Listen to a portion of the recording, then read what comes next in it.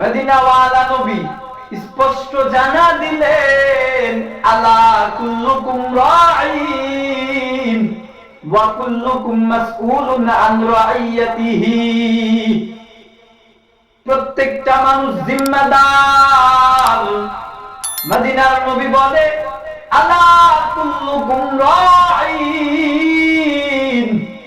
জেনে রাখো তোমরা প্রত্যেকটা মানুষ জিম্মাদার।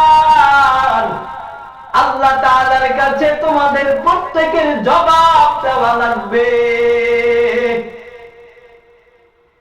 عن عبد الله بن مسعود رضي الله تعالى عنه قال قال رسول الله صلى الله عليه وسلم لا تزول قدم ابن آدم من عند ربه حتى يسأل عن خمس। মদিনার নবী বলে, কিয়ামতের ময়দানে বান্দা 5টা প্রশ্নের জবাব দেওয়া ছাড়া এক পা সামনে যাইতে পারবে না। বরং মানুষগুলো নিজের জায়গায় কাঁপতে থাকবে, এক পা সামনে যাইতে পারবে না। মানুষগুলো নফসি নফসি করতে থাকবে। কিয়ামতের ময়দানটা কেমন ভয়ঙ্কর, কিয়ামতের ময়দানটা কেমন ভয়ঙ্কর। আল্লাহ তাআলা বলে, ওয়ালাকিন্না আযাবাল্লাহি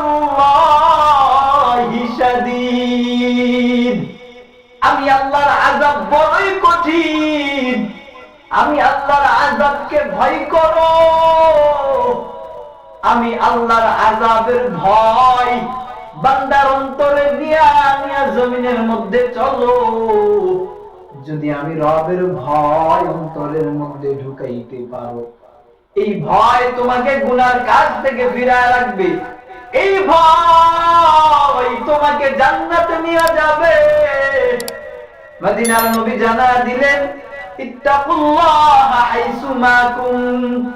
তুমি যেই জায়গায় থাকো, ওই জায়গায় যদি বান্দা অন্তরে আল্লাহর ভয় রাখো,